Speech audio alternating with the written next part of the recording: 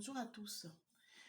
La récente affaire dite sextape en Guinée équatoriale a suscité une vive émotion au sein de l'opinion publique, relançant des débats sur le respect de la vie privée et sur nos valeurs morales. Cet événement nous rappelle que les hommes et les femmes de la diaspora camerounaise et africaine incarnent des principes de dignité et fidélité et d'intégrité. Les actes, les actes révélés de par leur nature et leur gravité ne sauraient être le fait de personnes équilibrées.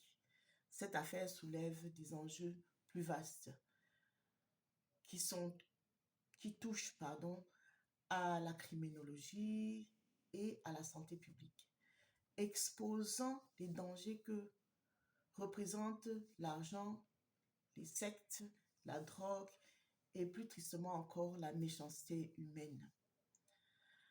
Face au risque de propagation du virus comme le VIH et d'autres menaces bactériologiques, le Cameroun doit faire preuve de vigilance, sans pour autant céder à la stigmatisation des personnes vivant avec le VIH-Sida. Un contrôle rigoureux du mouvement migratoire inclut des dépistages systématiques de VIH-Sida et de l'hépatite C est indispensable aux frontières terrestres et aériennes camerounaises pour toute personne provenance de la Guinée équatoriale et de la sous-région et de l'Afrique centrale. Alors que nous rapprochons des élections présidentielles, moi, en tant que membre de la diaspora, représentante un parti politique, le PURS, il est plus que jamais nécessaire de recentrer notre attention sur les priorités fondamentales telles que la santé et la sécurité collective. N'oublions pas que notre pays manque cruellement d'infrastructures de base, de routes, une électricité stable, de l'eau potable pour tous. Le chômage des jeunes reste un défi majeur. Concentrons-nous sur des questions vitales pour l'avenir de notre nation, plutôt que de tomber dans des critiques stériles, en particulier envers les femmes.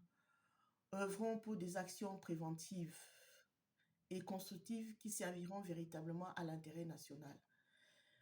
Vulgariser les vidéos impliquant cet homme et ces femmes de Guinée équatoriale revient à leur offrir une publicité gratuite tout en humiliant un pays frère et ami. Nous ne devons pas détourner le regard lorsque la maison de notre voisin brûle. Les femmes indépendantes et dignes n'ont nul besoin de se compromettre. Une femme, qu'elle soit mariée ou célibataire, épanouie et respectueuse de ses valeurs, est la clé de son propre succès. Je ne vois pas comment une femme a le courage d'aller montrer son corps, d'aller donner son corps à une personne qu'elle ne connaît pas.